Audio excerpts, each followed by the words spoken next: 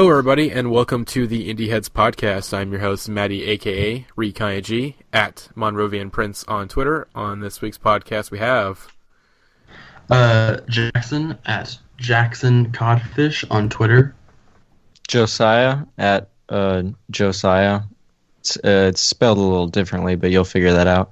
Yes, links are always in the description for our Twitter accounts and whatnot, and we're back after a little break. It's partially, I don't even know why we probably went on a break. I think Check your damn bingo boards, folks. Check your damn bingo boards. It just happens. We just can't we're just like awful at scheduling. But trust me, folks.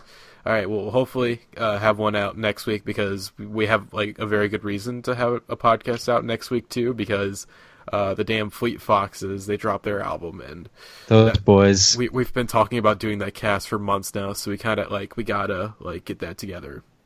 But anyways, so we missed out on some things, but not much. Wasn't a whole lot of news, but we'll get to it. The first bit of news we have, which thank you, Zach, for putting together the schedule and putting together some of these news items. This is the first one's great. I'm trying not to be like a sarcastic asshole, but like this is. But so Bob Dylan, he may have plagiarized a SparkNotes page on Moby Dick for his Nobel Prize lecture, and I have actually not read about this story. I'm going to click on the link right now and try to figure out what this means, because it seems like I just spilled out word vomit. Yeah, I think it feels like a couple headlines just pasted together or something. But that's amazing. This whole like saga of Bob Dylan just not caring about the Nobel Prize is really Italian chef kisses. Excellent. This has been occasionally checking in, seeing what's going on with it, and it's very fun. I didn't even know it was still going on. Like the fact that it was still gone. This is still like an ongoing story is kind of apparently crazy. Like delivered the speech in the form of a beat poem, which is just the ultimate level of not giving a fuck. Peak Dylan. But most importantly, I wanted to bring. It's good we brought up this story because our good pal, the podcast, who's not been on the podcast, but we need to get on the podcast. But we're big fans of him on the podcast. Stephen Hayden, who is a great writer, who should be on the podcast if I haven't already mentioned. This is true. He has his own podcast. It's called Celebration Rock Podcast. I still need to listen to it, but he posted a photo of like a face mashup of like Bruce Springsteen and Bob Dylan, and it was really weird because it seemed like an actual human being, and it was all fucked. It was the quintessential dad photo, even though it's not a person that exists. Pretty much, but yeah, shouts out, Happy Father's Day, everybody. We're recording this at but right before Father's Day is supposed to end, so appreciate your daddies all there. Dads. For us in the Eastern time zone, it's already over, but... I mean, I'm not... I know this is slightly out of order for the news, but we're talking about Father's Day. This month, Sun Kill Moon is dropping his third studio album in the first half of 2017. It's called Yellow Kitchen, and it's a collaborative album with the bassist of Parquet Court's Sean Yeadon, and it comes out June 30th, because... Mark Kozelek can. He can and he will. He will do it. The man's, I mean, seriously, like, King Gizzard and the Lizard Wizard, get out of here. He's basically them, but a one-man rambling poet. Yes, it's honestly been... I'm you, but stronger. He will sing and or talk on as many records as he can this year. He's gonna put out. He's gonna put out at least two more records before the year ends. After this, like not like an EP, like two actual full length LPs. He has to.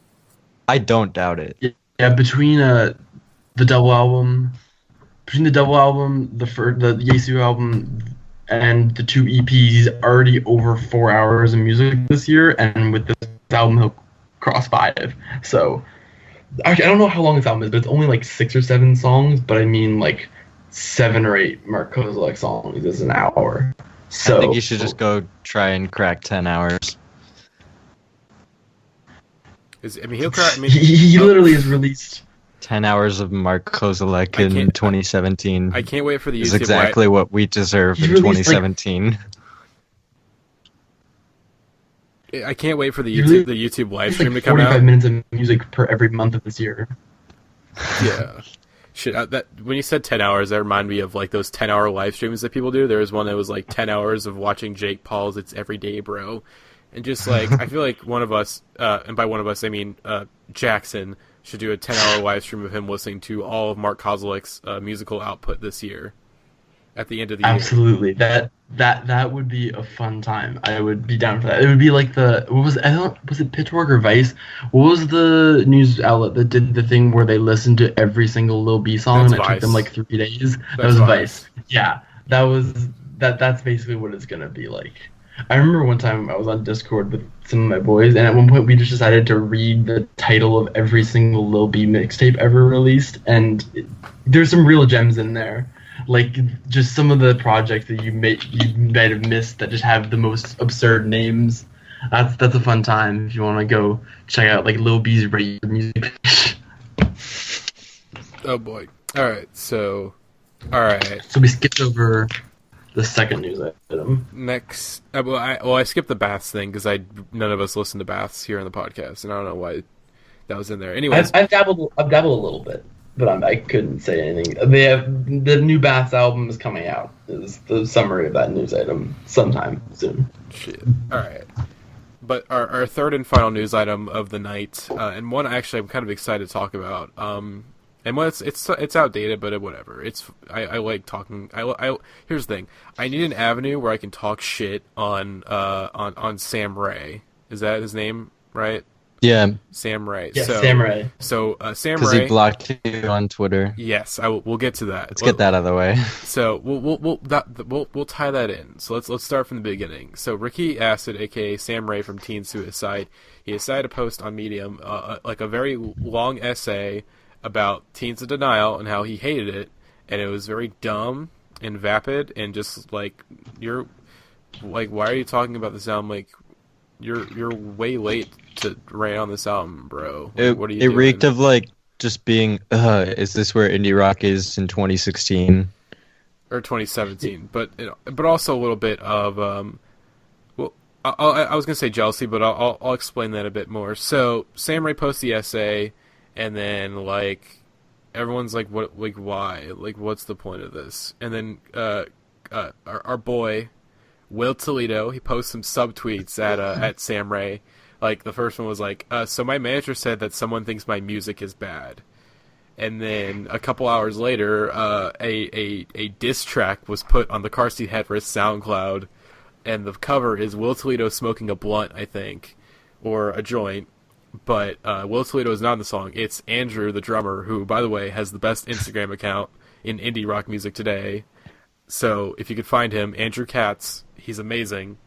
It's basically him like rapping in like an auto-tune voice, just rambling about something baloney, Stony baloney. Stony baloney. It's fucking hilarious. I think he's trying to imply that Sam Ray is on the pot. Yes, exactly. And it's very funny. And this beef, it kind of split off into different things. Sam Ray was like, "Oh, I'm not impressed. Like, I could have done better than that."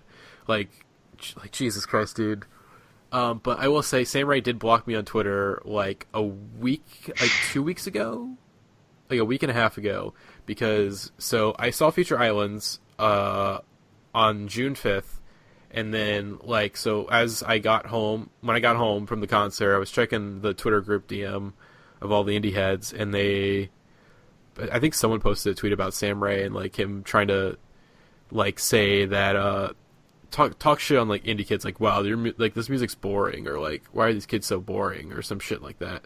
And I'm like, hey, you know, takes one to know one, buddy. And then he tried like he said that I looked like a foot, and then I was like, damn, I got owned. And then he tried subtweeting about me, and then I'm like, dude, what are you doing? And then he blocked me. So Sam Ray is very mad on the line like all the time, from what I know. Very like. Here's two things about Sam Ray. One, anyone who ever complains about the state of indie rock in insert year, retire, bitch. You're just already like being lame by doing that. And second of all, you're dating Kitty Pryde, which is like, if you were he's not dating Kitty Pryde. He's married to Kitty Pryde. Married, yes. So if you were to power rank all of the white female rappers from like the early 2010s Riff Raff era, like Kitty Pryde is definitely like probably like 3 or 4, and that's not even a good list you want to be on in the first place unless you're Great Creation, who I love. But like besides that, the whole thing was just irony to begin with. And what are you doing, man? You can't like go around being like, oh, this is boring and dumb when just retire, bitch. That's the summary of this beef. Exactly. Just calm down. Him, they seem like insufferable people. Just Yeah. like absolute like so. And then in the process of this beef, Kitty Pryde found out that Will Toledo like wrote a song about her back in 2013, or wrote in like quotation marks. He named a song after her, and the song was like I think only for like some like college radio show, pretty much, that never got a CD quality. Just seemed like a random like live performance he did for like a college radio station about like seeing Kitty Pryde like a talk that she was very uncomfortable at, and just sort of was like kind of just a random throwaway. And then she was like, oh my god, like in all caps, like, oh my god, this creepy dude wrote a song about me. Oh my god, he wrote a song about me.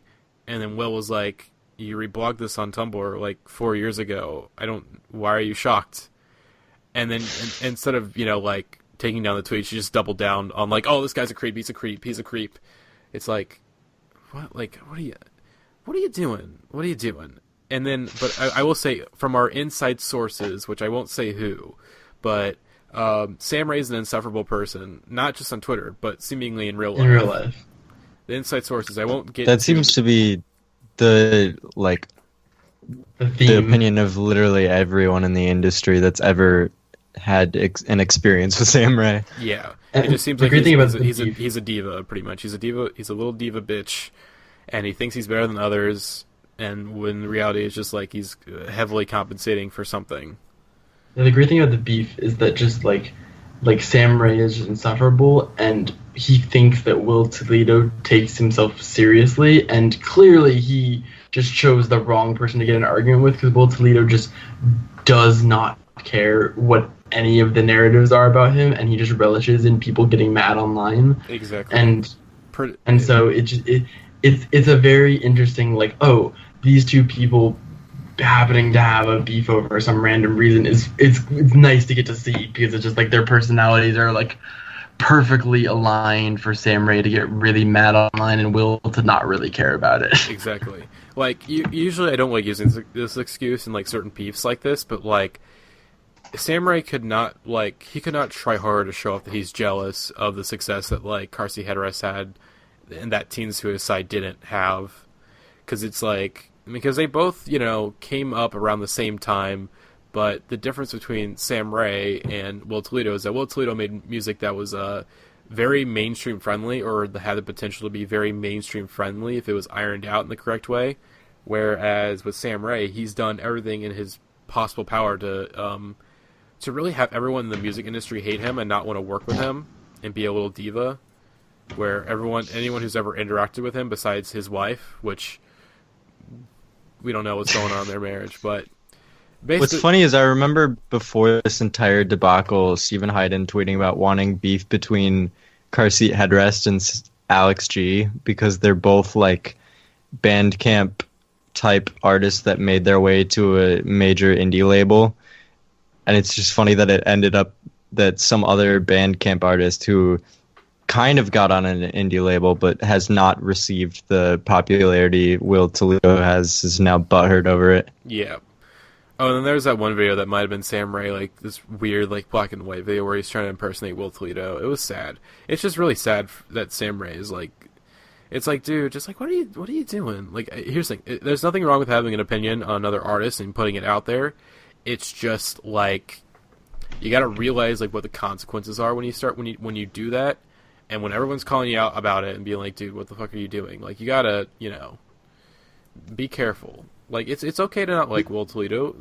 I think he brought up actually some points in that essay are like, yeah, I can see that. But I guess the problem is just sort of, I've seen these opinions before, like all over Indieheads in 2016. I saw these opinions. It's like, you're bringing nothing, like, you're not adding something new to the table. Like, you could have maybe gone in a bit more about the industry, about how, hey, here's how Will Toledo was pushed, and, how I didn't really have that. it was barely mentioned, and then you decided to have like an entire like bullet points of like one-liners, like just really lame one-liners, pretty much. So, I am not mad online at Sam Ray. I'm more of just like, online at Sam Ray. If that makes any sense, but I think we kind of covered everything. Yeah. We That's more time than we really needed. We went in on depth Sam Ray. on this indie beef. Nothing will ever top the War on Drugs versus Mark Kozelek. Nothing.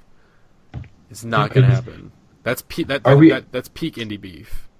We really should update the bingo card now that I'm on the podcast for Jackson brings up Mark Kozelek, because that's definitely going to be a good tile for all those people out there. Yes, Rob. Playing bingo. Yes, Rob. I think we can go into what we've been listening to now. Yes. Okay. So I'll start. Let's do that now. I'll start off with this one.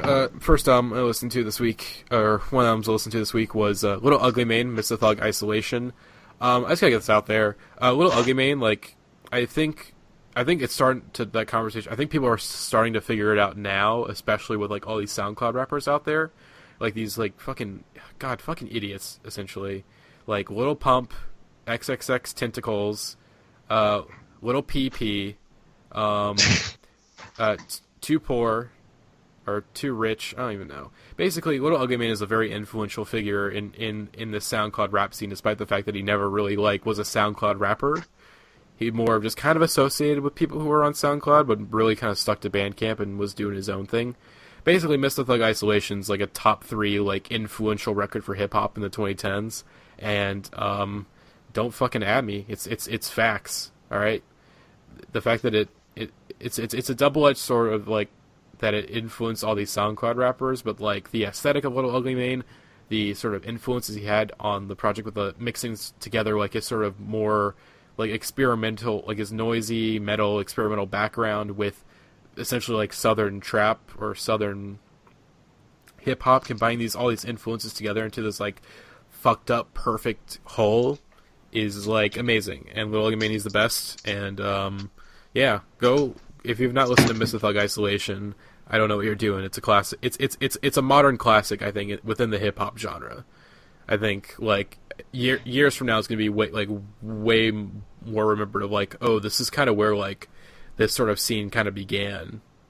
It was like him and like Space Ghost Perp, like really those guys are like the two innovators to like kind of form what would become SoundCloud rap.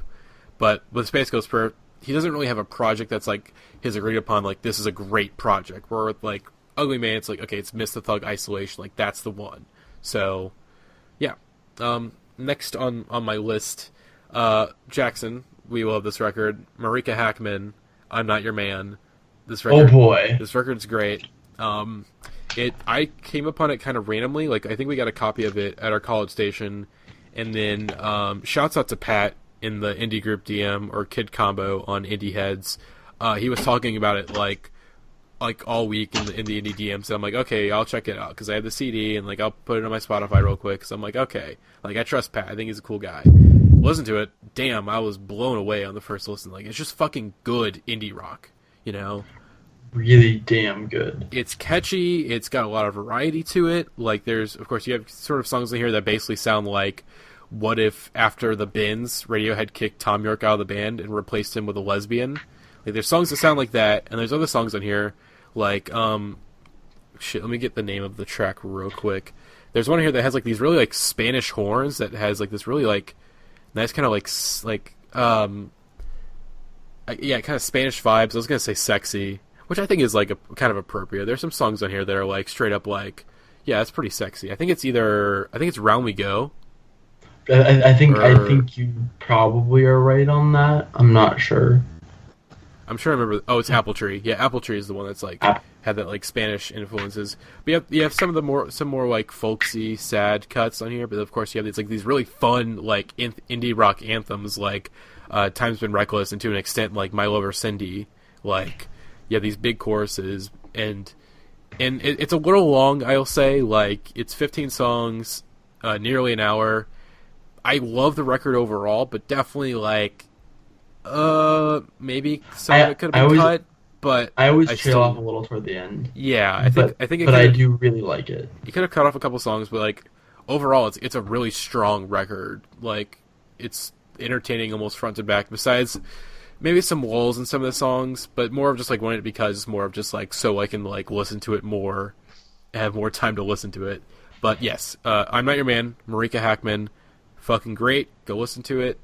That's all I gotta say. Definitely listen to at least the intro track, Boyfriend, because that track is fucking amazing. That's a banger. Yeah, it's like a cool mix of like Britpop and folk and all kinds of cool stuff going on there. Like literally, there's songs in this album that's like, oh, this sounds like a Mitski song, and then other songs in this album sound like, oh, this is like a Blur song. And just the fact that you can say that about the album is one reason to check it out. And also, she's a really cool lyricist. Like, The Boyfriend has some really awesome lyrics to it. She's a fucking badass. Like, she just fucking owns on this on that track. Just like, yeah, like I'm like telling this guy like, yeah, I'm fucking your girlfriend. What are you gonna do about it? Like, that's fucking that owns. That honestly owns. So. Hey, Marika Hackman, I'm Not Your Man, out now on Sub Pop Records. Listen to it, bitch. For sure. All right, Jackson, what you been? Wait, I'll save it to the end. I was gonna mention one more record, but I'll save it till after Josiah, before we get into a single alert. But Jackson, what have you been listening to this week? All right, 2 albums that I've been listening to this week. First is the debut album from Bay Area singer-songwriter Hazel English. It's actually not really an album, it's more of like a double EP. She released an EP last year called Never Going Home, which was very good, and I liked it a lot. And then this year she released a second series of singles that led up to a second EP called Just Give In, and so then the 2 of them were basically released as a total album, Just Give In / Never Going Home. It's about 37 minutes. It's very dreamy, lo-fi. If you just like, there are some songs on here where it's just kind of general, like aesthetic. Oh, this is very pleasing and nice to listen to. But then there's some songs on here that I think have some like really interesting songwriting and some really like good catchy melodies. And it's a very nice album to just kind of put on and like vibe out to, but also like there are some real highlights for me, especially on the first of the 2 EPs. Like the song I'm Fine and Control and Never Going Home are all really, really solid. And I think if you want some very dreamy, pleasant indie kind of indie rock, indie pop stuff to jam out to, I highly recommend checking out that Hazel English double EP thing. And then the other album I've been listening to a lot this week is Saturation by Brockhampton, which has been getting a lot of hype, I feel like, in the hip-hop community, in the online music review community. Fantano unexpectedly gave the album a 9, which was like out of nowhere, and I don't even know if I'd rate it that highly. I'm not like I probably would give it more like an 8, but like it's getting a lot of love from people like Fantano and Big Quinn and stuff. And they're a group from South Central, like they're from Texas, and they've all moved together to this house in South Central, and they're basically the new Odd Future is the kind of moniker that a lot of people are throwing on them. I've heard it described like Odd Future for college kids. That was what Fantana said, Odd Future for people who graduated college. Which is just... Yeah, and it's Odd Future, but I feel like they have kind of their feet under them a lot more than Odd Future did at their early output. Like, they have the kind of fun energy that early Odd Future had, but they also, a lot of artists on this album feel a lot more like grounded and kind of ready for the spotlight. And the one takeaway from this album is Amir Vaughn's a fucking star. That dude is going to be a huge, huge rapper. God, he's so good. The great thing about this album is it's a rap album with a lot of different sounds, a lot of variety, and because it's one of those big groups, everyone in the group has a very different voice and style, and even individual artists will have multiple different styles. And so when you have a bunch of artists who have a bunch of different styles within themselves, you have like almost endless combinations, and so you'll get songs on here that just couldn't be more different from each other, but they all kind of work because they're being made as like a group, and the album works in a weird way. It's not quite experimental, but it's mainstream sounds with elements of experimental like flavoring in it, and I really dig it, especially the singles like Gold and Star and a couple of the other cuts in the album, like "Fake" is one of my other favorites in that album. So go check that out if you want some hip hop that doesn't sound like stuff you've heard lately, and you want some new artists in your life. Hell yeah, Josiah, up to bat. All right. Yeah, I've been listening a lot to Kevin Morby's new album, City Music. I've liked Kevin Morby since Singing Saw last year. He has like a nice folk rock kind of homely sound to him. I saw him live last year actually, and I saw a couple of his songs at his set at Pitchfork. But ironically, I think Jero and AJ weren't super into it at the time. But Jeremiah has very much come around on the new album. Yes. And he's anyone who in this chat or in the podcast chat can tell Jeremiah likes the album City Music by Kevin Morby. But yes, he loves the album City Music by Kevin Morby. That came out on June 16th. And I like it a lot because unlike his previous albums, which are almost all kind of an ode to a different place, Harlem River being New York and Singing Saw being his hometown, it's just kind of, as the title suggests, a document of like urban life, and it's very lively sounding. And just I get why Jeremiah's been listening to it basically all the time, because it's just an ideal doing stuff album, I would say. Mm-hmm. And then I've also been listening to the new Fleet Foxes, of course, Crack Up, and we will get deeper into that later. But yes, as I mentioned, Crack Up episode hopefully next week. We gotta get the Fleet Foxes boys involved. We gotta get Will. We gotta get Jake. Maybe get an anti-Fleet Fox boy, or really the anti-Fleet Fox boy. Andrew James Mosier. Exactly. Oh boy. Man, that's it's gonna be a showdown.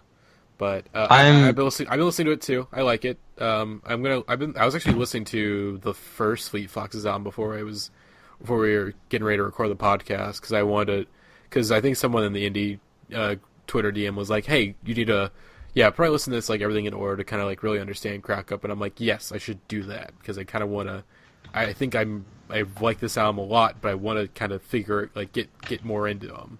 Yeah, I don't want to dig too much into it, but like what really clicked for me today is the context of it being the first thing in 6 years of Robin Pecknold to like give to us, and it's so wildly the same and different from what we've previously gotten from Fleet Foxes, and it's just I think it's a really satisfying change and kind of progression. Mm-hmm. Yeah, and before we get into Single Alert, I did want to mention briefly the new Lorde album, Melodrama. We might end up doing next week's episode being sort of a two-parter of like half album discussion for Crack Up and maybe half for Melodrama. But I do want to get some early thoughts out there because I feel like, hey, people want to know. I've discussed this a little bit on Twitter and on Reddit, but I'm not that into it. A lot of fears I had going into it. I think mainly... I listened to it in the car for the first time on Friday and just was not feeling it. And I think that's mainly because of Jack Antonoff, because he's the White Devil and he's ruining everything I love. And if he fucks up the St. Vincent album that comes out this year, I'm going to fucking come to his house and strangle him to death. Alright? I'm going to... Matty's with them dicks out. Dicks out.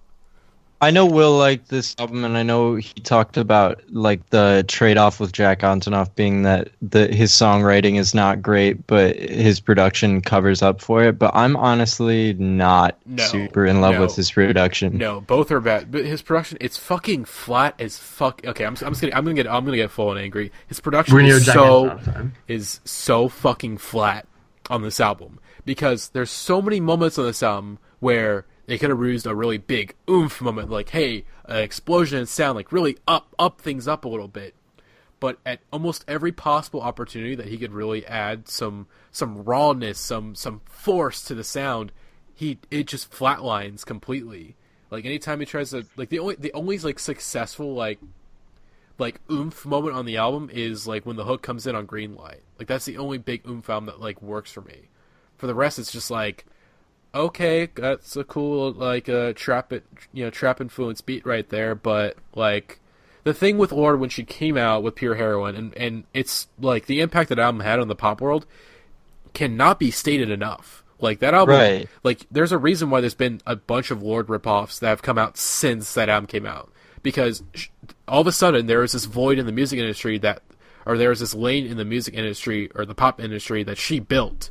And all these artists, like, Alessia Cara, Halsey, Dia, like, all these artists have, like, try to come in and try to, like, fill that void that she left when after she was done pushing pure heroin. And this album, it's like, it doesn't seem like, I really wanted to go into a more Bjork route and, like, really, like, okay, this should have been her post, and for, like, certain critics, it is her post. Like, oh, hey, Debut was this really, like, this unique record that, like, really, showed a lot of, like, raw potential. And for some people, it's meant on this album, but for me, it's just, like, it's an album that's consistent in tone, but doesn't seem to have an identity. It just doesn't know what. Yeah. Like, it doesn't know if it wants to be a mainstream pop record. It doesn't know if it wants to be a singer-songwriter record. And I get the point of the album is that, it's Laura trying to transition into an adult after, like, her breakup and just sort of, becoming famous and whatnot. But, sometimes it makes for really interesting music. But for here, like, the songwriting here and in the lyrics, they just don't connect. And, it's frustrating. Yeah. I like the comparison with Bjork and Debut and Post, how Post is kind of like her flourishing her songwriting abilities and just like almost expanding her horizons. And it just seems like Lorde made a completely safe, by the numbers pop album, and it was not at all what I was expecting after Pure Heroin. Yeah. I mean, yeah, with the singles, I was for full disclosure, I actually have not listened to all of Melodrama. I was a little busy this weekend. I'm planning to give that a listen, but yeah, just based on all the singles I've heard and the little bit of the album I have heard, it just seems like a lot of times, if an artist has, like, a explosion on their first album where they go from no one to being, like, such a huge pop artist, expecting her to just nail the second step is kind of tough. And I was kind of worried about whatever this album would be, but I'm very interested because, like, it seems like everyone's either like, I can't get into this, or this is pop album of the year. I think Jackson, I will say I think you'll really like it. I think it's more up. I think it's up your alley. I think you'll really dig it. But, like, for me, it just didn't really do anything. But maybe, like, I'm causing you to have a biased perspective going in, so I might have ruined the record for you. No, you didn't ruin the record for me. I like Greenlight a lot. It's not perfect, and all of the issues with it are Jack Antonoff related, but at its core, I think it's a solid to good lead single for the album, and I hated Liability. I really don't like that song. Mm-hmm. Piano Ballads is not why Lorde is good.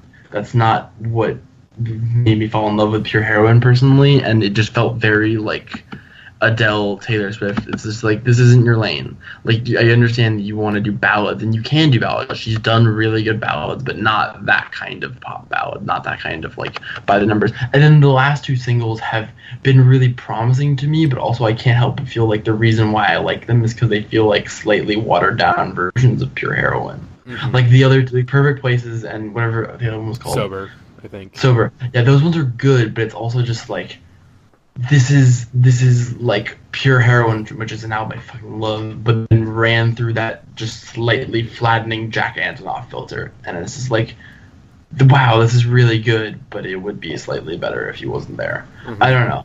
I'm a little biased. I feel like the Jack Antonoff narrative is getting to all of us a little bit. Like, he's bad, but I feel like also it's a little bit of a anti-Jack Antonoff circle jerk at this point. It is, and I don't care. I'll jerk off some dudes in the name of hating on Jack Antonoff, buddy. I don't care.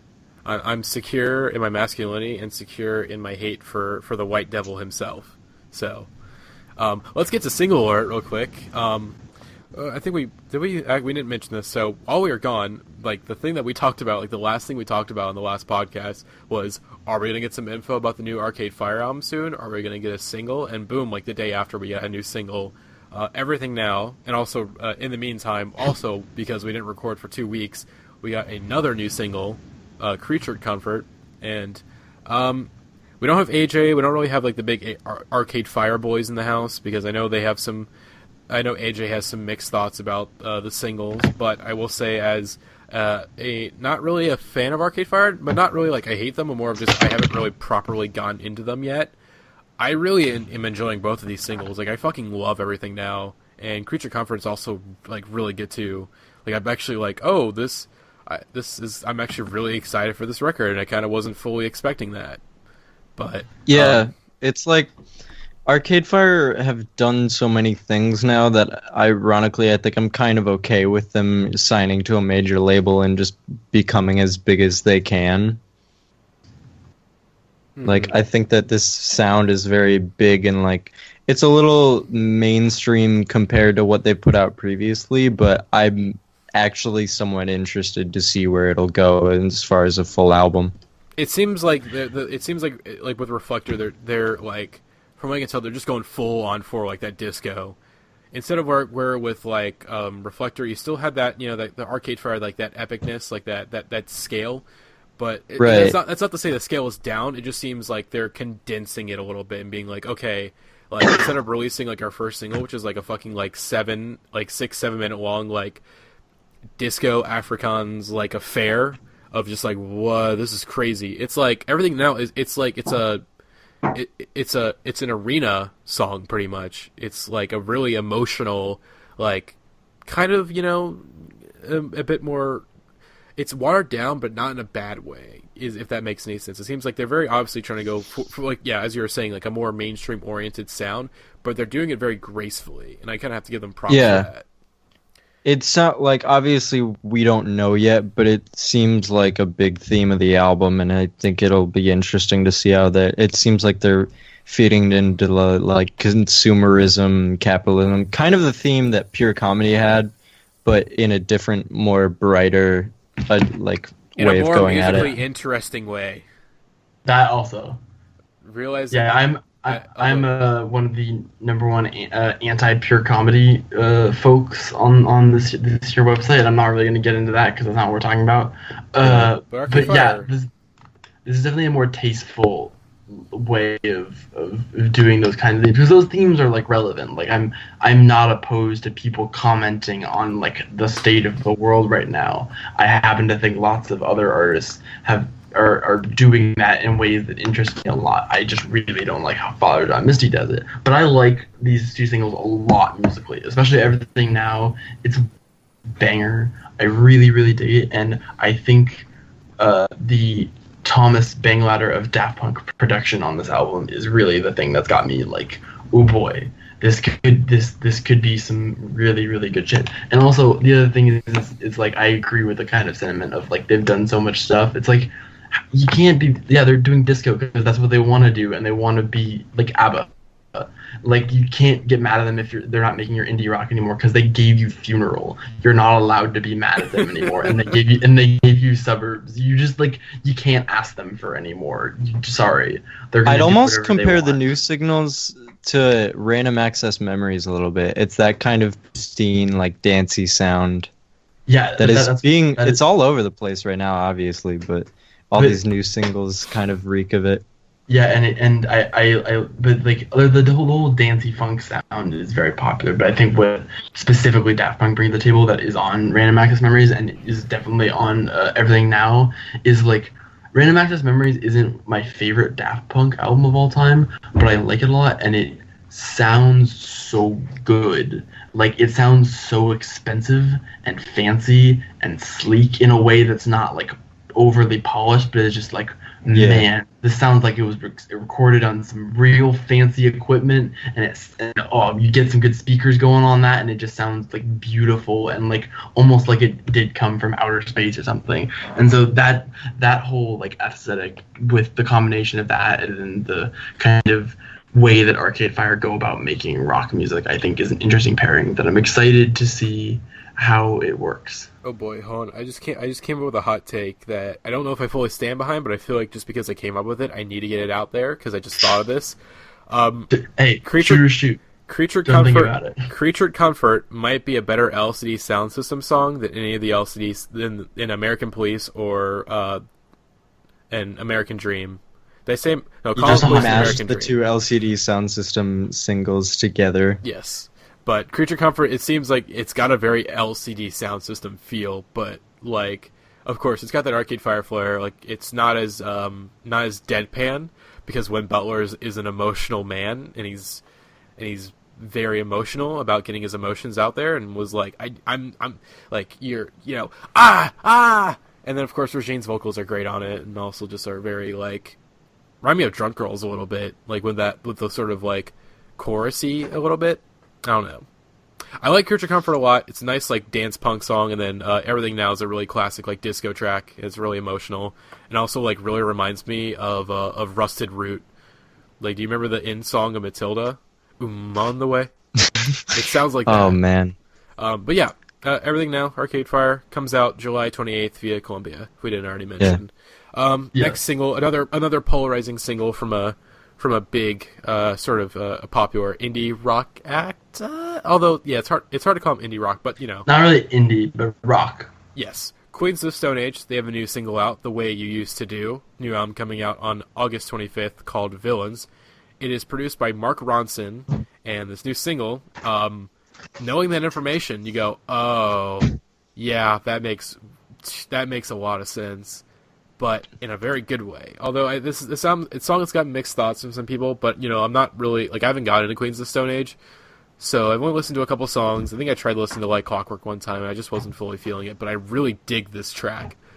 Like, it's just a nice, like, fun song, and I love Mark Ronson's production on it, where it has this very, like, slick and smooth vibe, and Josh Homme is just a fucking beast, and, like, is such a captivating vocalist, and the groove is just incredible, and it just you're into it right away. There's no, like, big build-up. It's just, like, the groove is right then and there, and you're just like, bam, that's it.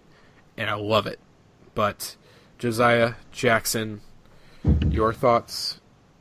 Yeah. I haven't delved extremely deep into Queens of Stone Age, although I did listen to songs from the Deaf this week, and I think that their sound is kind of actually translates well to Mark Ronson production, which is rare in these days, but it had like that kind of hard rock sound filtered through his dance funk filter. It's like the opposite of where Jack Antonoff totally flattens Lorde's music, but Mark Ronson can actually bring out the dancier elements in Queens of the Stone Age's stuff. Yeah, I'm probably the biggest Queens of the Stone Age fan of the couple of us, because I really, really, really heavily fuck with like Clockwork words. Anyways, that album is really good. One of my favorite rock albums of the 2010s. And I get why there are people like hesitating against this single. Like, I understand why it's polarizing, because there are some people. I think the criticism mainly is not that this is not a bad song, but it's the kind of criticism where it's like, they're better at doing other stuff. We want them to do the stuff that they're better at, which I don't even know if some people think that. I don't necessarily think that. I'm excited to hear like a kind of livelier, more fun Queens of the Stone Age album after like Clockwork, which can be like very emotionally heavy at times. And it's like, I think like Clockwork is like a masterpiece, but I kind of like that now they're like, we're gonna do a fun album this time. And I think Josh Homme is like at the top of his game, and I think the Mark Ronson pairing works a lot better than I maybe would have thought going into it. And yeah, just that the thing about Queens of the Stone Age is that you're just gonna get some good vocals and just some really, really, really good Josh Homme guitar sounds on every album. Like, if there's one thing that dude can do, is he can make good guitar sounds. And I'm excited for this album a lot. I think of the couple of singles we're going to talk about today, this is probably my favorite. It's not my favorite on the list we have today, but it's definitely like, it's probably like, yeah, number 2, number 3 for me. I really dig it. And I'm pretty excited to check out the record. Like, it seems like, I feel like this album I feel like it's going to get a lot of, for me, like, I was like thinking of Hot Thoughts from Spoon this year. Like, that's what this new track kind of reminded me of just like, it seems like they're kind of cutting loose a little bit and having a bit more fun. Because it's like, at this point in their career, they can get away with doing that. Because it's like, their legacy has already been pretty, like, it's set in stone. They can do whatever the fuck they want now. So, they want to work with Mark Ronson for an entire record going ahead. You can do that. So, yeah. next single on the list, keeping up with the big alt rock names, this is the theme of the first 3 songs we have here. The Killers, after 5 years, 5 years not counting the Christmas songs, they have a new track called The Man, and they have a new album, Wonderful Wonderful, which is on the way sometime this year. No date just yet, but we'll probably get something real soon about it.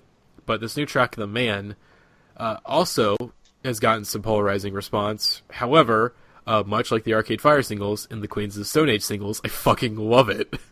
I get why people hate it, because it's just explicitly like dancey. It's like those synths are really popping, and the grooves are so like, okay, this is so disco 70s, but God, it fits so well. It's like it's the best move they could have made of like where to go after like coming back into 2017. It sounds like Brandon Flowers listened to the Talking Heads exactly one time, and then it's like, let me make this song real quick. Hold on, I like it.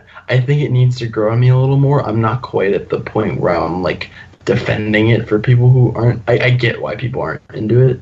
Like I understand. I hope that the rest of this. I was really excited about this album because I was hoping they would kind of learn from the mistakes of Battleborn, and I'm still a little nervous because I was needing like a single that was like blowing me out of the water, so I'd be like, okay, boys are back. The boys very possibly could be back, but I'm a little anxious still because I think the Killers are an amazing rock band, but they've tried a couple times to like put on different hats, like we're gonna do this sound now, and like with Day and Age when they did like 80s and it worked really, really well. But I just don't like, they're not like the masters of changing their sound. I think that's not what their like strongest suit is, and I was kind of hoping this new album would be like, let's go back to basics, and instead it's let's go in a direction we've never gone before, which could work, but we just have yet to see is really the thing. Mm-hmm. I have not listened to it. Nice. That's what I have to say. Nice. But yeah, I'm digging it. Definitely like them just going a full on disco record is like, okay, that's like the best move they could have made in my opinion. I'm intrigued. I really love the track, but definitely going to hold my reservations, as the Killers have proven they're an incredibly good singles band. Hot Fuss is a classic. This is true. But what they shine the most in is classic. single. They shine the most in is in the singles. So we'll see about the Hot Fuss is a classic because it's 10 singles. Yes. That's why it's a damn classic. It's literally just like every song on this basically could have been Mr. Brightside. Exactly. So, Killers, The Man, we'll give it a shot. The next track, which sadly we don't have Jeremiah here because he was supposed to be on this podcast, and then he had a dip because I think he needed to go to bed. So, Japanese Breakfast, Boyish, of course, new record coming out on July 14th, which is the day that we all arrive for Pitchfork, which is going to be very fun. Going to be a very fun day. But this new single, Boyish. I'm going to let Josiah, you want to take this one? I feel like I can talk briefly on it. I know Jeremiah was saying that Michelle described it as like a Roy Orbison ballad, and I like that comparison. I think that it's an interesting second single off of Machinist, which was just like completely not the direction I was expecting. But that paired with Boyish still has me very interested on what's gonna come from Soft Sounds for Another Planet, but like Jeremiah, I think unless it tops Psychopomp, I'm gonna be listening more to City Music by Kevin Morby. Yeah, I don't see this topping Psychopomp. I do like both. I do like Machinist, and I do like the single, but there's nothing here that's blowing me away just yet.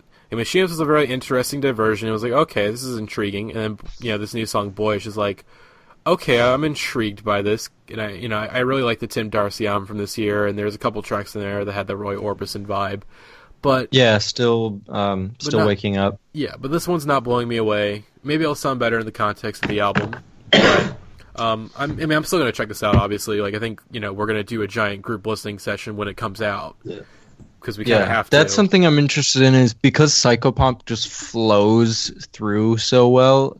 It's interesting, like with these two singles being so almost contradictory. It's going to be interesting to see how they flow together as a full album. My guess. This is just first of all, I like the song a lot. Definitely, I'm more into it than Machinist. I want to say, I mean, it's hard to say with two singles. Is it like, are these two different ideas from a bunch of different ideas? But like, I think probably what we're more going to get is an album that sonically fits more with what Boyish is, and then Machinist is kind of like the outlier. Like, here's this one song where we're doing this one crazy thing over here. And I'm hoping that there's some kind of way in the track listing that like we transition from what the general sound of the album is into the kind of Machinist world and then come back. Like, because it's clear that from everything I've heard about the live shows and these two singles that like similar to Alex G, she's just kind of like, I'm doing a whole bunch of stuff. And I really hope it all works together as an album. Mm-hmm. Because, I mean, Psychopomp was a pretty sonically diverse album considering how short it was. Like, you got like Jane Come and Everyone Wants to Love You on the same album, which are very, very different songs, but it works because there's such a good flow to the album. And I'm hoping that same kind of ability to weave songs together into a full album translates to this album as well. Yeah, I gotta agree. Cool. Two last singles, probably just talk about them very quickly. Toro Y Moi, Girl Like You, his new album coming out on July 7th called Boo Boo. This new single is very good. It's sort of like, I was describing it to my friend today. Like, I was telling him about like stuff I'm interested in, and I was like, basically, this new song, Girl Like You, is essentially Toro Y Moi's take on like early 80s R&B, like sexual healing era Marvin Gaye, pretty much, is what I was really reminded of with this new track. It's like, Toroy's got these, auto-tuned vocals, but this very, like 80s synth groove, and it's the most pop-friendly song I think he's done yet. And he does it really well. Like, I think, like, I'm excited for the record. Seems like it's going to be I'm glad he's kind of going back to the more synth pop sound after What For, which I feel like What For was just like, I just was not into like any of the singles, and it just seemed like, like I get, you get bored with electronic music and you want to kind of, go back to basics and do some indie rock, but his music, he's really, like, he's just a good electronic musician. Like, he knows how to, like, create these really interesting soundscapes. So I'm really glad to see him back. Although I did really love that Star Stuff single that he put out with the Matson 2. And I haven't checked out the entire album, but Star Stuff, the song is like a fucking amazing, like jazz funk song. So, yep, just want to give that a quick mention. And then also the new Washed Out song, Get Lost, and the other one he also put out recently. I was not really anticipating this, but Washed Out might come out with the electronic album of the year, and I'm really fucking excited for this album. Didn't we talk about Get Lost on the last pod? I think you talked about the first one. I don't think so. We definitely did. I want to say. Well, anyway, I don't think it was out yet at that point. The first one was, the second one wasn't, I think. Maybe. I don't know, but Get Lost and the new one are also great. Like, give them listens. Definitely, like, really interesting. It's not the chill wave sound that you expect from Washed Out. It definitely gets a bit more to, like, plunderphonics at times. Like, plunderphonics, and also sort of the sort of synth pop sound that Neon Indian was doing on his last record. Just, like, there's really sort of interesting combinations that just work out, like, really well. And also the music video for Get Lost is, like, fucking amazing. The plunderphonic synth pop house kind of stuff. Yes. So, yeah, definitely worthy of checking out. But now onto our main topic, which we have not done anything to tease for, but who cares? Our main topic tonight is the 2017 Indieheads (podcast) Freshman List. So, I think there was a thread on Indieheads the other day about, like, doing an Indieheads version of the Freshman List, and I think Will was like, hey, we should do this for the podcast, and I'm like, okay, cool, let's do it. And so, bam, we're doing it. So we put together a list of 10 artists that we feel that have kind of broken out this year, or are on the verge of breaking out in the next couple of years. I think our requirement was that they had to like release an album sometime in the last calendar year. So like from June, not the calendar year, the last year. So June to June from 2016 to 2017. Yes. They had to put out some kind of project. And so first of all, if your band that you like, oh, why isn't this band on the list? It could be because they're already too big, or it could be because they didn't put an album in that time for Spain, or whatever. So preemptively, just don't get mad online at us, and you'll have a better time. Yes. But yeah, we voted on these, and so we came up with a list that we think is pretty good. I like almost all the bands on this list, which is cool. There's lots of cool bands in the indie music these days. Yes, so we indie musics. Yes, so we cut it down to 10. So if you missed anything, we probably considered them. And as I think we there's an artist in here that we wanted to put on here, but we were like, no, because it seemed like she already broke. Like Marika Hackman, we were considering putting her on the list, but it was like, it seems like she kind of broke out back in 2015, as far as we can tell. So our criteria for this is like, it's kind of rough. Like, it's not, I think there's an artist in here that, like, people might debate, like, is she really a breakout artist this year? But we'll discuss it. Anyways, number 1 on the list, or not really, this is like, there's no order pretty much. It's just sort of, it's 10. But our first pick for the freshman list is Jay Som, and I'll let someone who knows a bit more about Jay Som take it from here. I can get this one. Jay Som is a singer-songwriter. She put out an album last year, I think on Bandcamp, that got a lot of buzz, and people were very into it in the whole kind of Bandcamp scene. And then this year she put out her debut album on a polyvinyl, Everybody Works. I've since then gone back to her first album and listened to that as well, and I really love Everybody Works. This is one of the two albums one of the two artists on this list who, like, Everybody Works is probably gonna make like my top 20 of the year, and so like this is definitely one of my 2 favorite artists on this list.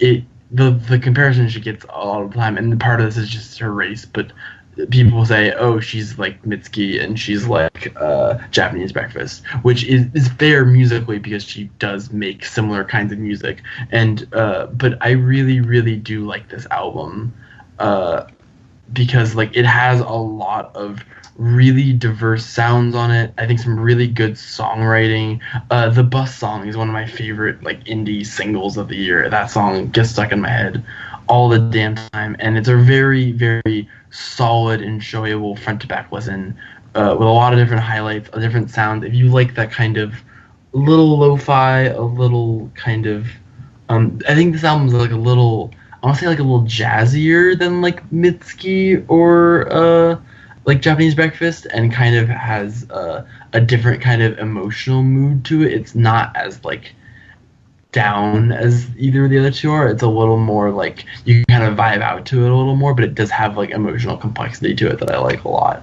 And yeah, I think Jay Som is awesome, and I think the Asian American indie rock scene is weirdly popping off, right? Female Asian American indie rock scene is like one of my favorite scenes in music right now in some weird way. Also, my friend last year went to a show with all 3 of them playing on one bill, and that just they said it was like the coolest shit in the whole world. So that's pretty cool.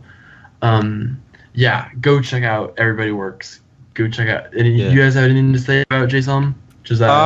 It's definitely one of my favorite catchy indie pop like entries into 2017, and one of the few like catchy indie pop albums that is still able to feel relevant in 2017. And I like how I think Stephen Hyden actually compared one of their songs to Steely Dan, which is they're kind of like a working man's indie pop, even though that sentence is a contradiction. Like it's accessible but also complex once you dig deeper into it, and I like that. Basically, Jay Som is a female Asian American Steely Dan. Exactly. If that's what you're into, which I am apparently a lot. Yeah, I think that summarizes it pretty quick. Jason, definitely one of the artists in the list, definitely one of the most blogged about and talked about this year. I think a lot of people are really into Everybody Works. I would expect it to see it on some. I didn't see a lot of it on like mid-year lists though. That was weird. I expected a little more than I saw, but that also doesn't matter. It's not an important thing. But I spend too much time thinking about album of the year list because I write one myself. Yes. But see, I need to give this album more listens. I wasn't really that into it whenever I checked it out, but I feel like just because I wasn't in the right mood, so I might give it a shot again, like sometime this summer. So, yeah, it's a good summer album. I was listening. It came out in like February, I want to say. And at the time, I was jamming out to it, but I was definitely like, I'm gonna stash this one away for when it gets a little warmer. Yeah. Turn Into is like that too. All right, I think, let's see, it's our second person on the list then, and one that I'm very excited to talk about, Way's Blood. And this one is the one I was talking about that there might be some debate on whether or not she's... Is it Wyas? I think Wise Blood. Wise Blood. I say Way's Blood, Wise Blood. I don't know. I want to remember, Wise Blood is like a reference to... Oh, it's a Flannery O'Connor novel, is what it's a reference to. Uh-huh. Alright, well, anyways, Way's Blood, or, god damn it, fucking, now I'm all fucked up. I'm gonna say Way's Blood, that's how I'm gonna say it, because that's how I've always said it. So, she put out an album, it was her third album this year, or last year in October, Front Row Seat to Earth, that got a lot of critical praise, most specifically from Pitchfork, got the coveted Best New Music, and generally seems like 2016 after sort of not floundering, but sort of, kind of bubbling in the underground for a while. Big breakout album after sort of working with artists like Ariel Pink and being involved with Mexican Summer, or her new album is on Mexican Summer. And it seemed like, after that album was it seemed like a big breakout, and now she's opening for Father John Misty on his upcoming tour she's on No Shape. Yes, we will get to that. But Front Row Seat to Earth, I've talked about extensively on the podcast in the past, and also talked about it on Indieheads for the Album of the Year write-up series. But I fucking love this album so much. It's so emotional, and it has this, the 70s singer-songwriter vibes, but also feels very modern at the same time, sort of updating it, but not, but not like modernizing it and like trying to make it like, it's modern. It's very subtly modern, where there's a lot of stuff on here that, like, there's a lot of synth stuff on here that you probably wouldn't pick up on, like, wait, that's synthesizer? Like, wait, what? But, and also just incredibly emotionally, like, sad, important. That's, it's very vital music for the times, where sort of looking to the past musically, but, there's a lot of tracks in here that are about, essentially the end of the world, pretty much. Generation Y is very, like, apocalyptic, and then the song Diary is a very, like, personal track, but also has this sort of, like, the world is ending feel, where it's about her friend who is addicted to heroin, but sort of is able to kind of take that and sort of make it more of like a metaphor for the world itself. And that's really, interesting to me.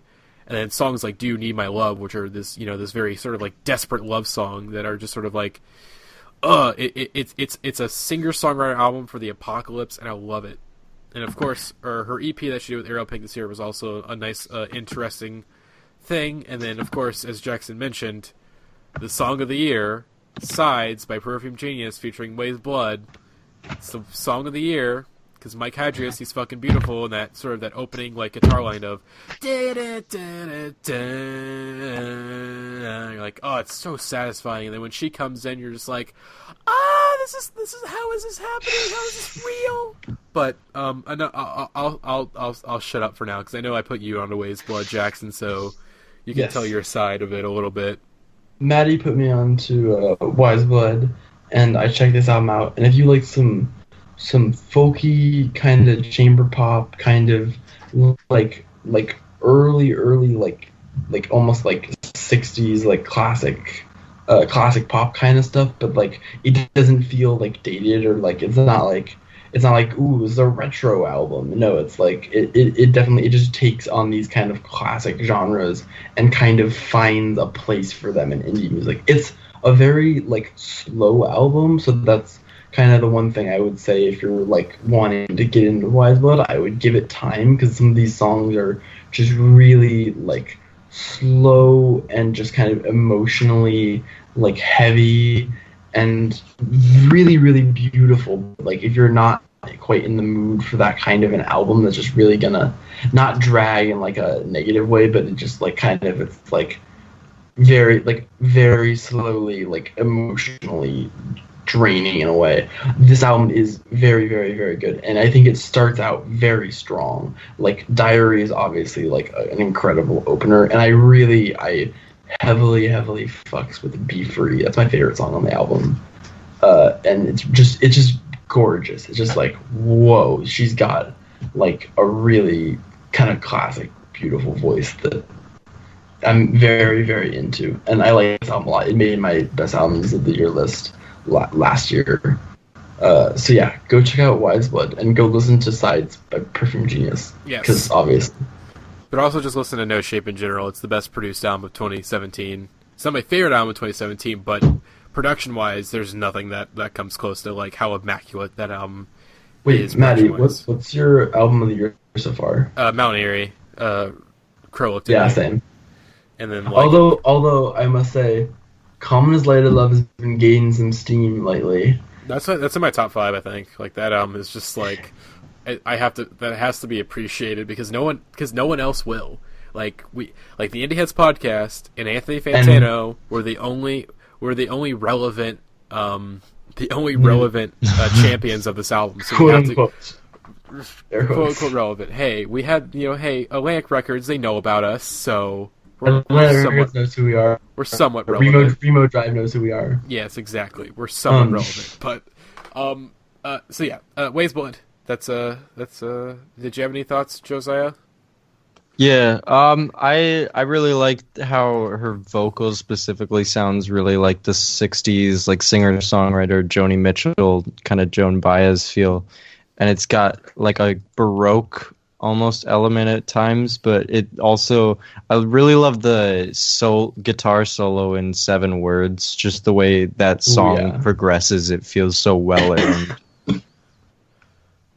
But yeah, kind of treading the same ground, but I really love that sound, and I think she updates it in a really interesting way. Yep. All right. And speaking of Remo Drive, they're the third artist that we have mentioned on this list. So Remo Drive boys, we interviewed them back earlier this year, but to give a brief recap of who they are, sort of pop punk emo band out of Minnesota. Blew up out of nowhere earlier this year when Anthony Fantano gave him a glowing review on his channel, and then it got posted and went viral on Reddit. And from there, they've become one of the biggest breakout bands of the year. And we have all, I think we all have, high praise for their debut album, Greatest Hits. And I would say of this list of artists that we have, the artists that I expect, I guess next to Ways Blood, to be like, this is going to be like a big fucking artist, like among a certain crowd, Remo Drive is up there. Like these guys are like, they're very marketable. If that, right. That to get into to dirty businessman terms, they're a very marketable band, and that's in a very good way. It seems like these guys, they have a sound that's very appealing to a lot of people. Where people who aren't even normally into that genre of music, like Fantano, let's take Fantano. Fantano's never really been a big pop punk guy, except for maybe like Jeff Rosenstock. He's never really been a guy that's like had high praise for pop punk, and maybe like modern baseball. But he really gravitated to Remo Drive and really, put a lot of people, including me, onto their music. And even though me, I'm not that into pop punk, their sound, just because it has a lot of different influences, ranging where they have a lot of influences, and you can kind of pick them apart, but still they sound different from the rest of the people, despite the fact that they're like very new, they still stand out a lot against the competition, which that's kind of hard to do, especially in pop punk and emo, where a lot of these bands, you can kind of mix them up. Remo Drive, they have a sound that stands out from the vocals and the lyrics to, just simply kind of not lo-fi, but definitely sort of like, we're kind of just doing this like at our house, it just seems like it's very organic. Like it feels real, But it's also very punchy, like yes. for how organic it is. It's like on one hand, it does feel very like.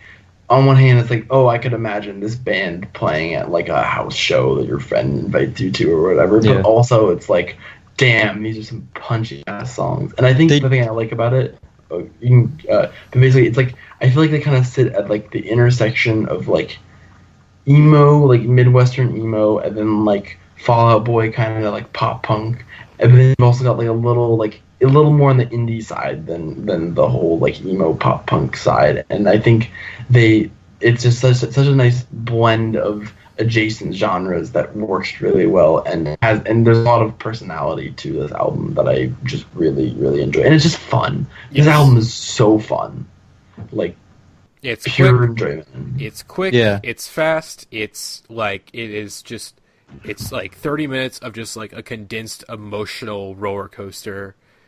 And it's great. I know you, Matty, and me both have CDs of it that the boys were nice enough to send us after that interview, and I've been like, every time I listen to that album in the car, I can't help but like yell along to it as loudly as I can. It's just so goddamn fun. They know how to write They know how to write a good fucking song. Like that's the thing that like with some of these pop punk bands have been saying. It's just you know. They're good, they're fine, but like, the thing is that they need a big chorus and some nice build up, and they're really fucking good at that. Like they're good pop songwriters. They sort of like they don't forget that like it's called pop punk for a reason because you got to have that structure, and they do it really well. Where they're able to kind of do enough changes to the formula, but still sort of keep the basics of hey, like let's make this catchy as fuck. Let's make sure that it has the proper steps to get to. I don't know. It's just good. It has a really great instrumental progression throughout, and that goes well with his vocals, which are like, I think we talked a little earlier, is like early Fall Out Boy, some Weezer, some like Jeff Rosenstock, but it's just some of the most like accessible sound to come out of pop punk in a while. Yeah, and not in like a bad way. But I think the thing that makes them stand out most for me, I would say, and I remember they talked about this in an interview. I might have been on the podcast here actually, but they were talking about how they like make songs. And they said like the first thing we do is we put the guitars and stuff together. The first thing they do before it's like, what's our hook of the song? They want to make something that's like interesting to listen to without the words. Like they think this album, as much as it is accessible and fun, it's very dynamic. Like there will be tempo changes and like interlude parts and outros, and a lot of the songs of this album will transition into each other in really cool ways that get me going. Like especially the transition from Art School to is Hunting for Sport the second song, or I think that's the second song. And that transition where it's like the end of Art School kind of builds up, and then all of a sudden it just completely drops out to a like fuzzed out just lead guitar line that's like only panned to one side. The way it works is like just that first moment when you're listening to the album and it transitions to that second song, and then his vocals come in on the second song, you're just like, what? It's such a like cool, like it's simultaneously like I think it pushes the bounds of what that kind of genre is, but it also is just so fun and accessible, and it's rare that you get an album that does both like experimentation and interesting ideas and also just is fun. Like sometimes indie music forgets to be fun, and this is fun. Yes, and but it's funny you mentioned accessibility, because this next band that we're mentioning is not very accessible, but still I think there's something to their sound that's very unique and very special that needs to be, digested, and that is Palm. And this band also came kind of out of nowhere. Not necessarily. They've been known in the scene for a little bit, but this year, with the help of a post on Indieheads that blew up, and them signed to Car Park, they definitely got a lot more exposure this year. And that is Palm, band out of I think originally from Philadelphia. I think now located in like Brooklyn. But discovered these guys through that Reddit post, as I mentioned. Someone was like, hey, there's this experimental band out there called Palm that I saw, and they're fucking awesome. Listen to them. And I listened to them, and I fucking loved it. They've this new they put out a new EP on Friday called Shadow Expert, and it's my EP of the year. It's just an incredible mix of these really interesting, art rock, angular math rock songs at times, where these songs they have these really weird structures that can flip, within a second. All of a sudden you're listening to a completely different song pretty much. But in this chaos, they're still able to have there's still some control in the chaos of the song, where the band's their chemistry is just unfucking matched. Like, everything works together so well. Where you have the two guitars playing these really interesting melodies, but they meld together so well. And you have the drums, which if you've not seen the audio tree session that they did, go watch that, because you really get to see the band chemistry like live in action, where they're sort of making sure they're all on top of each other. Where along with the guitars changing like these really interesting melodies, they also have to sorry. I got distracted. But yeah, they have these really interesting melodies that the drums have to match these interesting melodies too at the same time. And then of course the bass also is really underrated, where the bass, the mixture of bass and drums coming together like on some of these songs is just like, what is happening? This is like apocalyptic. But yeah.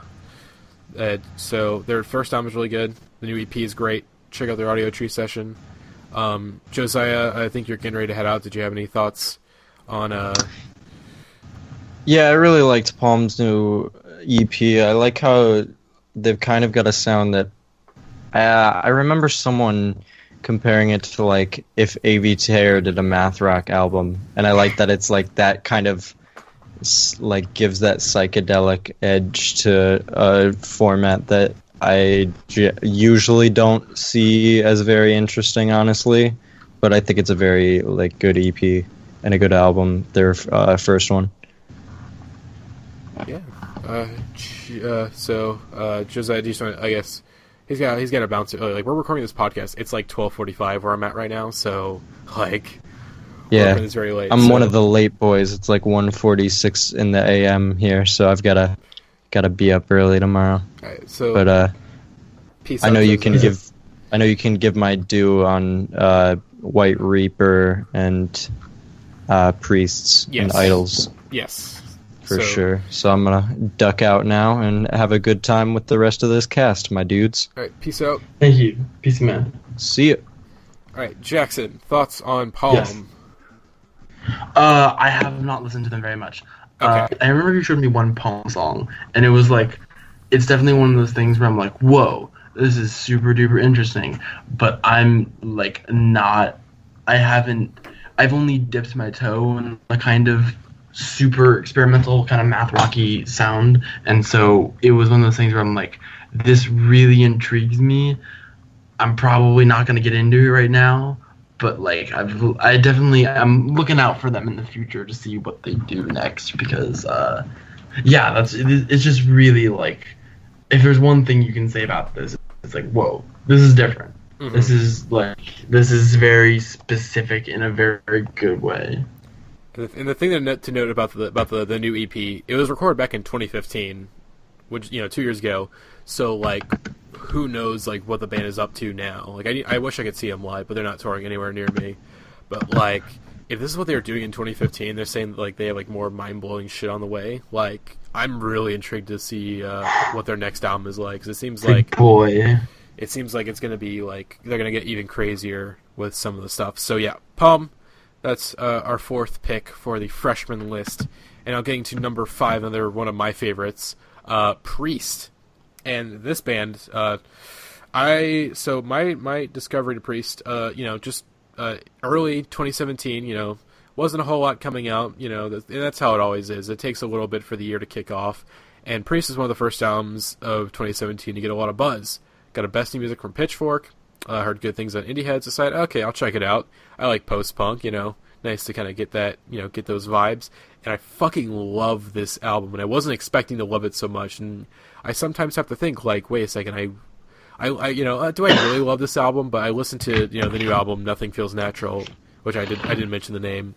I listened to it and I go, oh, I see why I love this album, because it's such a good fucking album. It's got a lot of variety packed into it. The vocals of Katie Alice Greer and her lyrics are really interesting, and she's such a unique voice. and this lyric is not from the new album, but it's from their last EP they put out before this album, and like probably one of the most relevant lyrics of this decade. In the lyric is, Barack Obama killed something inside of me, and I'm gonna get him for it. Like fucking. Like, yeah, I remember. I think you tweeted that at some point, but yeah, this is like there. If you say, hey, want to hear this post-punk album, I'm probably gonna check it out because this is more up my alley than Palm is. I'm not as big on Nothing Feels Natural as you are, I would say. I definitely really like it, but I haven't seen myself returning to it as much as another post-punk band we're going to talk about later on this list. Yes. But I definitely like super unique voice. Yes. That is the one thing I think that makes this project is the lyrics and the voice of the lead singer. And also I think the band chemistry. The band chemistry. That's something that like I feel like I talk about maybe a little bit more often than other people about band chemistry and how everyone works together so well. But everything in this album matches so well. You have the guitar playing of I think GL Jaguar. I think that's his name. Which is a great name. It's he's got incredible guitar player, has these really interesting riffs, and is able to kind of, I think my favorite song on the album, which is the shortest song on the album, is Puff.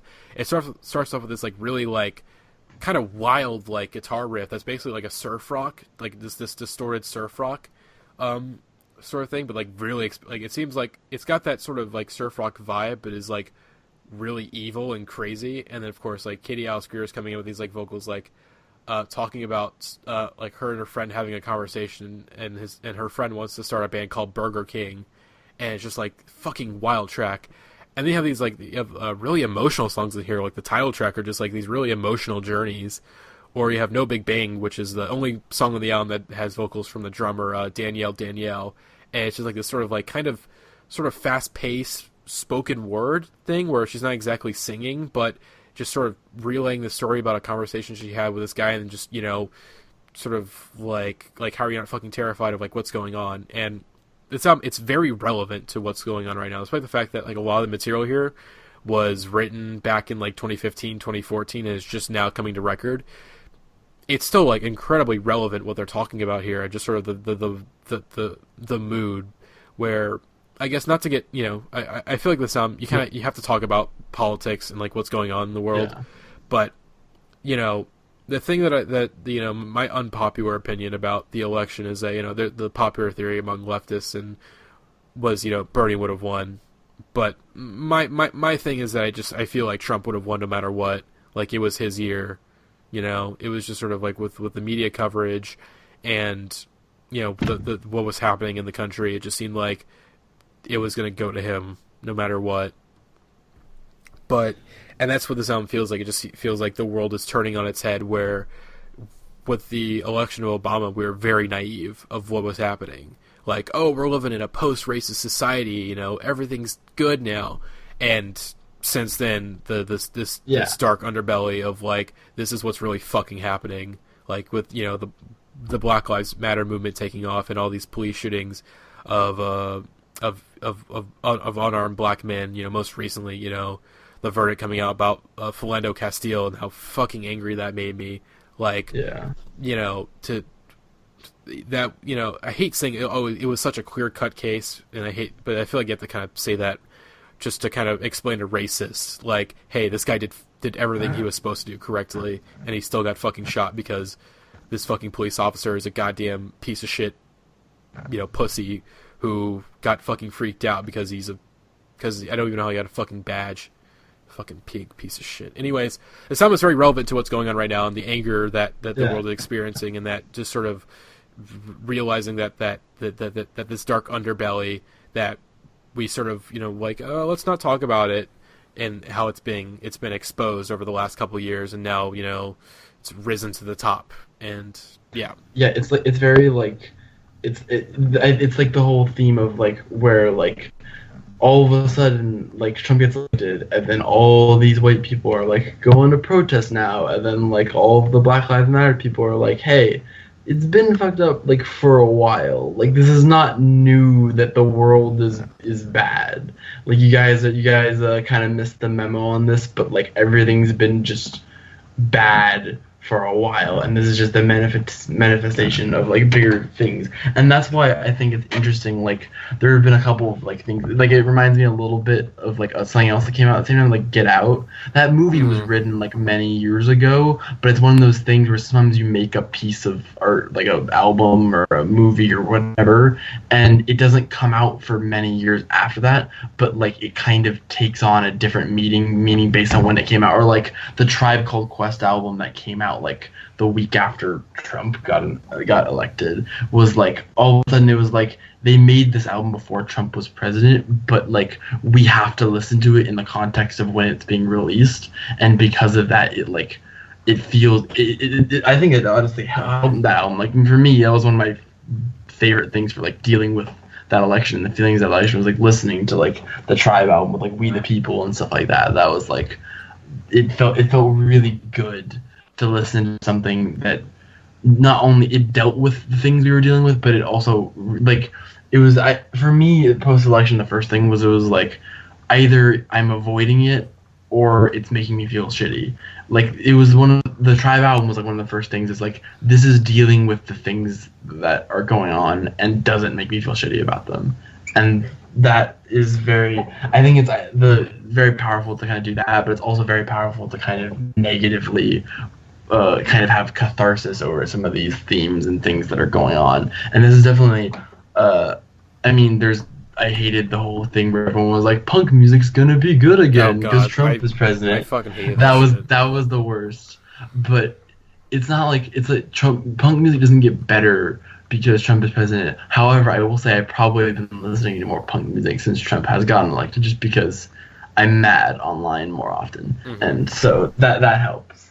But yeah, that I think that covers Priest pretty well. I definitely haven't been returning to it as much as I maybe would like to, but like definitely worth checking out if you're someone who's into post-punk and kind of wants something interesting and different in that sound. Like we wouldn't talk about the music, but the music, like there's a lot of variety packed in here where you have sort of elements of surf punk, elements of sort of post-rocky at times. Other times it's like sort of anthemic stuff, like the intro to or the intro of the album Appropriate. I'm trying to remember the song. You remember Wayne's World in the montage? Yes. Where they're trying to save Cassandra. That's what that song really reminded me of. But yeah, there's a lot like it's musically a lot of variety. Lyrically and vocally packs a huge punch. And then, of course, the band chemistry, just everything works together so well. And this is an incredibly strong debut, and I'm really excited to see where Priest go from here. So, we're like already at like a close to an hour and a half, so we're probably gonna get through these last couple ones a bit more quickly than we'd like. But those 5 main ones are like the ones that I really wanted to hit on. But number 6 on the list, or our 6th pick, is Serpent with Feet. This one I don't have much to say other than the EP that he put out last year, the Serpent with Feet EP, which let me see if that's the name, if it was a self-titled EP real quick. If you guys don't mind me doing a quick Google search. But yeah, this EP was probably my favorite EP. Oh, the EP is Blisters, and it was probably my favorite EP of last year. Yeah, Blisters. Like, just really incredible, sort of, really orchestral, sort of orchestral, really experimental. It's sort of, musically, it takes a lot from like I took a music appreciation class last semester, and musically it takes a lot from the Romantic era, where it has these like a really great string work, and it's really emotional, and vocally Serpent with Feet, God, he's such a good fucking vocalist. Like it's so goddamn powerful. Like it's been a while since I've heard a vocalist just have that much power to their voice that's simultaneously so beautiful and so like, oh my god, like, how is this person real? So, yeah.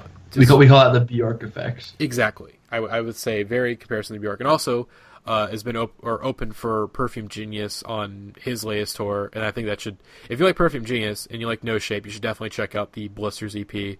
It was produced by the Hacks and Cloak, and so yeah. Which is another connection to Bjork. Yes. So, definitely give this a listen. Didn't Hacks and Cloak have like a production credit on Jesus? Maybe? I think he does. I know this is a sidetrack, but I want to say he either has a production credit on Yeezus or like he worked on it, and whatever he worked on did end up being on the album. One or the other. Anyways, but yeah, Hacks and Cloak is like simultaneously so niche and also like working with Bjork and doing lots of cool stuff. Shout out to him. Yeah. So next on the list, Big Thief. This is probably the only one on the list that I maybe, actually no, there's like 2 people on this list, and I'm like, but you know, we did vote on this together, like we did like a vote to figure out what our 10 would be, but Jackson, has a bit more thoughts on this than I do, but... Yeah, I mean, I've listened to this album like 1.5 times, I mean, it came out very recently, so like, I haven't really, I've been meaning to do like a real deep dive on this album, especially because I think a lot of the appeal of Big Thief, I mean, this is folk rock, pretty bare bones, and a lot of it is focused on the lyrics, and my first takeaway from the album is, I like this a lot, and I can tell once I start to really read into these lyrics, this is probably going to be an album that like really fucks me up emotionally, because like clearly like, from everything I've read about it and like what I've heard of listening to it so far, this is like very intimate, personal music, and I definitely really like the lead singer's voice of this band. It's definitely a very good first impression, but I need to like dive into it more before I have opinions on it. But if you like some folk kind of stuff, not a little bit of lo-fi, but not like super lo-fi, yeah, check this album out, and also check out Shark Smile, the single off this album. I like that one a lot. That one was the highlight of my first listen. Yeah, check out Big Thief. Yep. Number 8. Our 8th person on this list is White Reaper. New album came out. The world's best American band. I want to make sure. World's best American band. Yes. I think is what it is. Shouts out to Ted, or Ted, aka Dank Deb Rito on Reddit, or Ted Phillips on Twitter. Put me onto this album, and it's just a straight up good rock album. You know, like capital R rock. Yeah, it's simply a pure rock album, and it's fucking good at it, where you have these really anthemic choruses, really good riffs, vocals are really, you know, sort of like that like very 80s rock style, like I got reminded of like Guns N' Roses a little bit, like an accent, but like in a good way. Oh yeah, in a good way, trust me. I mean, Guns N' Roses had hits, let's not front, they had bops. I bang with Guns N' Roses. I'm just saying there's some people who listen to indie music podcasts who are going to cringe when you compare someone to Guns N' Roses. But basically, it's a good, straight up, pure rock album, and yeah, that's. I didn't give it a bit that's more pretty good listens. summary of it. It's just a good, straight up, good rock album. Judy French is a great single. The opening track is also really good. It's just like basically like I imagine like essentially this show. It's like listening to this album. I feel like I'm at a Kiss show, but I feel like it's more tasteful. Like I feel like I'm not embarrassed to be here. You know, you're at a Kiss show, but none of the Kiss fans are there. Yes, and also they're not like super gimmicky. It's just good old rock music. Not exactly like it's sort of like not exactly Heartland rock, because I think it's just a bit too like it doesn't have those vibes, but like that sort of ethos of just, you know, simple, straight to the point, like working class rock music. So that's all I gotta say. Jackson, this one I'll let you take, because I know you're a big fan of this artist, so I'll let you take the number 9 person on this list.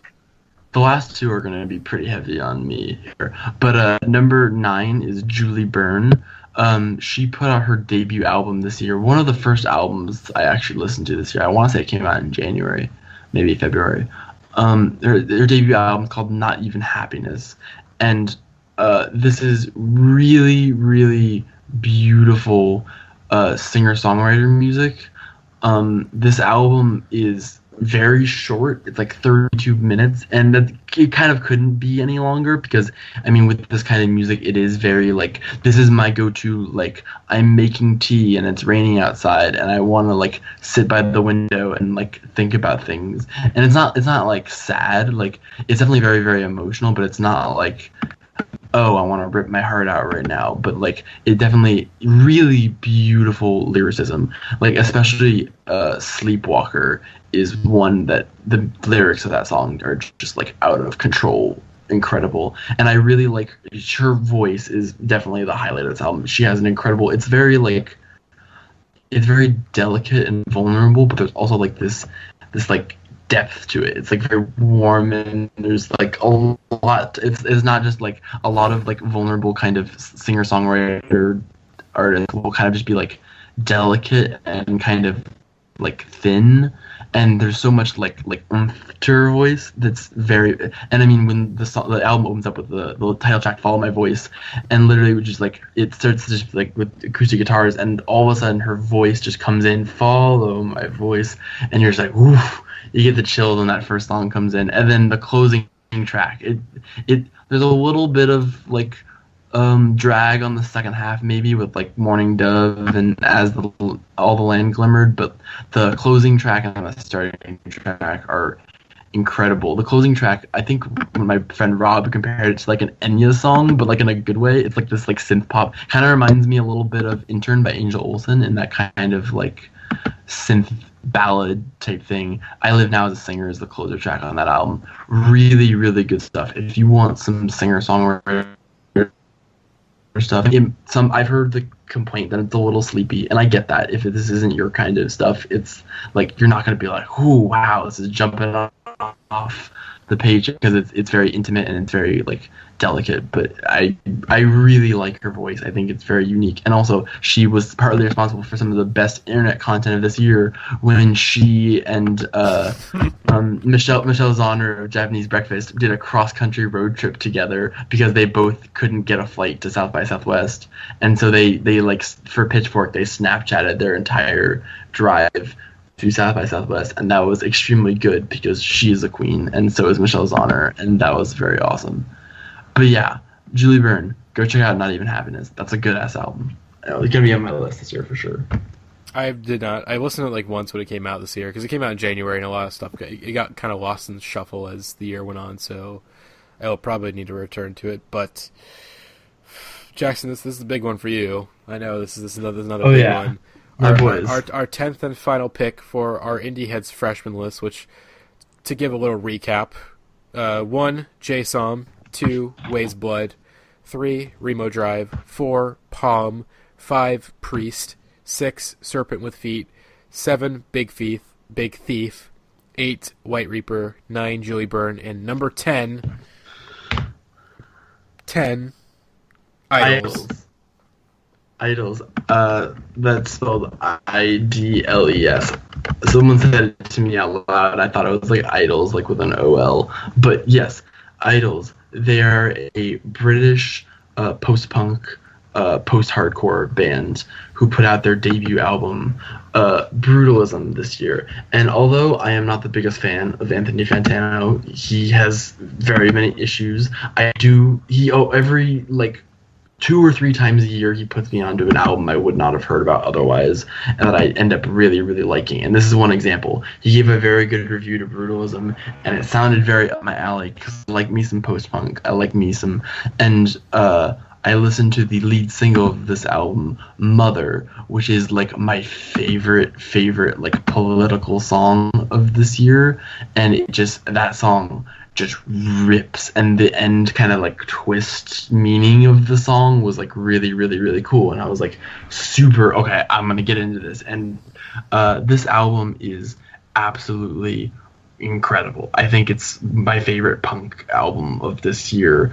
The lead singer is definitely like the highlight here as well. He's this British dude, and he's got like shaved hair, and I want to say it's dyed pink, and he's just like the amount of... I've never heard someone who's like so loud and angry, but also like so snarky and sarcastic. Like everything that comes out of his mouth just has this like thick layer of like fuck you, like sarcasm and humor to it. It's so angry, but it's also so like funny at the same time, and I really like the kind of blend of like he'll have... And a lot of the album will be these like repeated lyrics that get like pounded into you anthemically, while all of the instrumentals in this album are just really tight, hard-hitting, post-punky music that really, I think, sets the mood of this album. If you like some loud, angry, very political, very like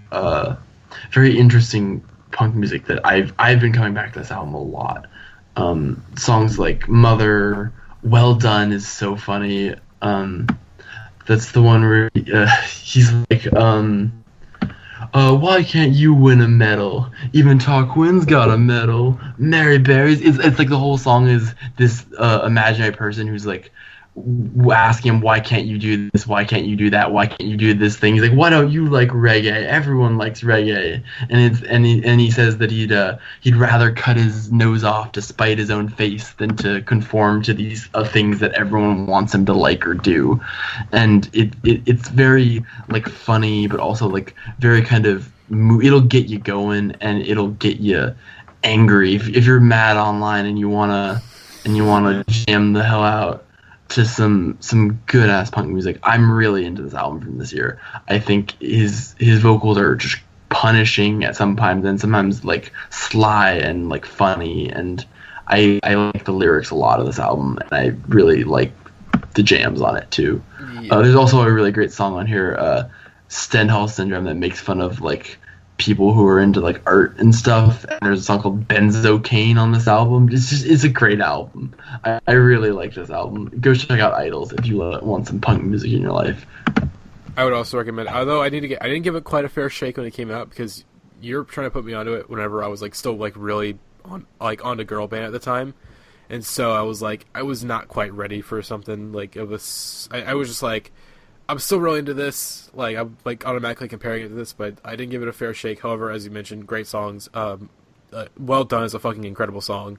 Mother, this little lyrical, this sort of like this set of lines is like, holy shit! Like, oh yeah, sexual violence doesn't start and end with rape. It starts in our books and behind our school gates. Men are scared, women will laugh in their face. Whereas women are scared, it's their lives men will take. Which is like.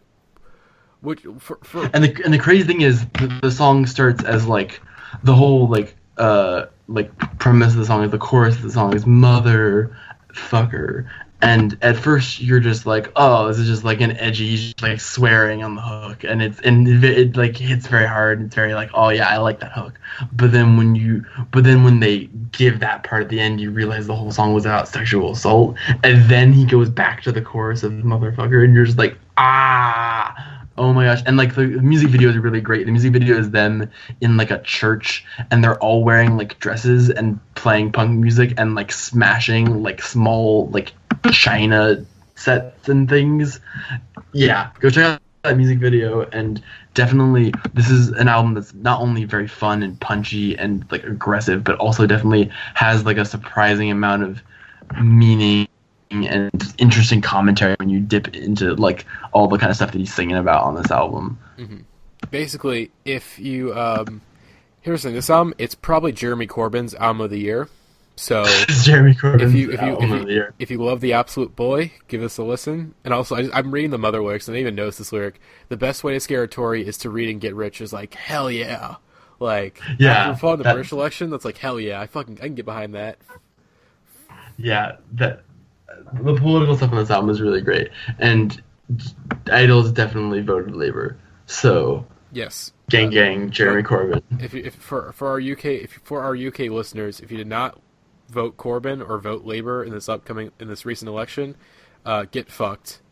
Retire, bitch. Or vote Labour the next time, because it seems like there's probably going to be another election this year, because there's definitely going to be. Yeah, there's no way Theresa May can hold the alliance thing that she's trying to create with the DUP. Is not going to work. No. Also, I learned literally everything I know about British politics in the last like 3 weeks. But thank you, communist Twitter. Love you guys. Gang. Shout out to all my leftist boys. But yeah, that'll about wrap it up for the podcast. Hopefully you guys enjoyed that list. Hopefully next episode is the crack up episode. It's gonna be a big one. It's gonna be a big one. Get all our super fans together, and who knows if AJ, the AJ the party pooper will show up, but who knows? But hopefully get back to at least another. We'll have that, and then probably after Crack Up, probably another episode maybe. But also Pitchfork Music Festival is coming up in like less than a month, and we'll have a lot of content out around. We'll be making a lot of content around that time. So be on the lookout for hopefully much more Pitchfork content this year than we had last year. Besides just the one single podcast. So yeah, that's about it, and we'll see you guys next time. Peace.